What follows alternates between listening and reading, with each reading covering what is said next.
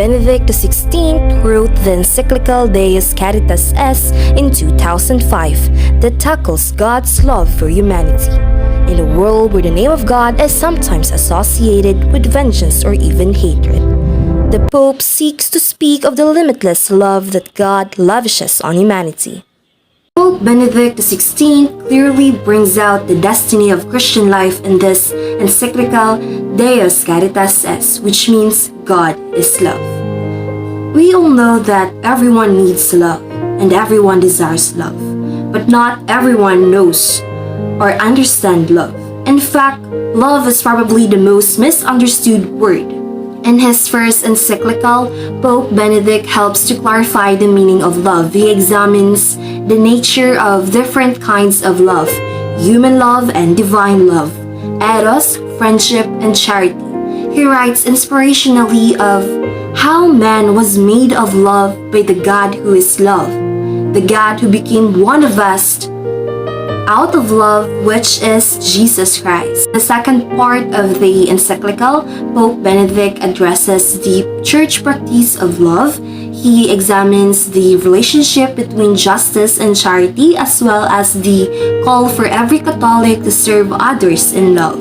The encyclical begins with a phrase from the first letter of John, God is love.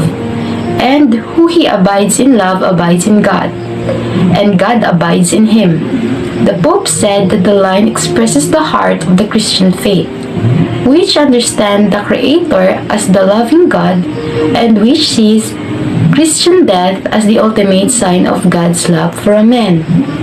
In today's world, however, the term love is frequently used and misused.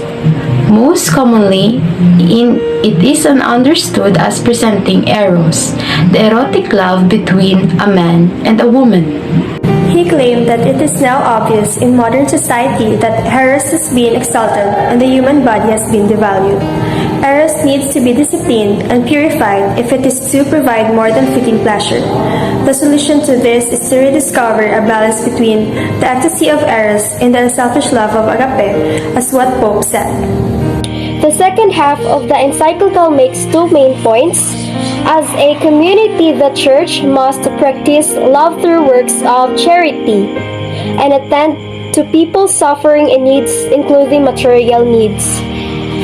The Church action stems from its spiritual mission and must never be undertaken as part of a political or ideological agenda.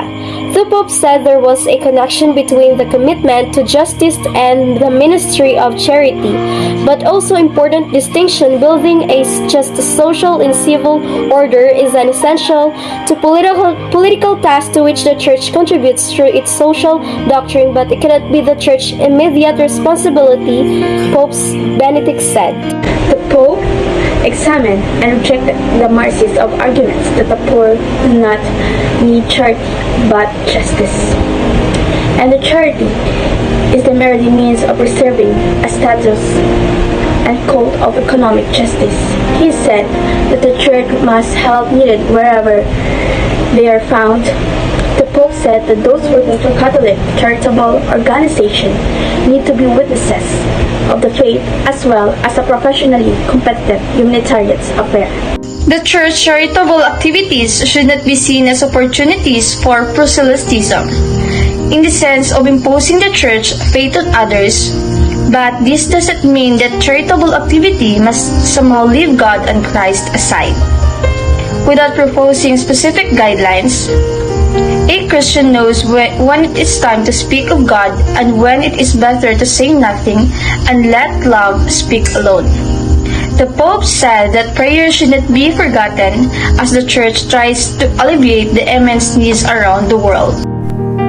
Having gone through this encyclical gave us an impression that the Pope has the interest to make the readers to be aware of God's love fully and to share the same love with others.